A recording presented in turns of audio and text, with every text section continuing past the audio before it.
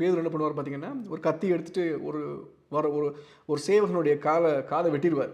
உடனே இயேசு சொல்றாங்க, அப்பொழுது இயேசு பேதுருவை நோக்கி, "உன் பட்டயத்தை உறையிலே போடு. பிதா எனக்கு கொடுத்த பாத்திரத்தில் நான் பானம் பண்ணாதிருப்பேனோ" என்றார். அப்போ இன்னைக்கு இயேசு கிறிஸ்து எல்லா இஸ்லாமியர்களையும் பார்த்து கேட்காங்க, "நீ உன் பட்டயத்தை தூக்கி உன் உறையில வை. தேவனாகிய கர்த்தர் என்னை பலியிடும்படியாக என்னை ஒப்பு கொடுத்தார். அதுக்கு நானும் பாத்திரனா இருக்கேன்.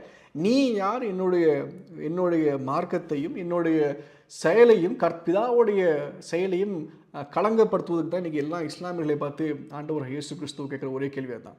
இதைத்தான் ஆண்டவர் பேதுருவிடம் சொல்லிட்டாங்க, நீ யார்?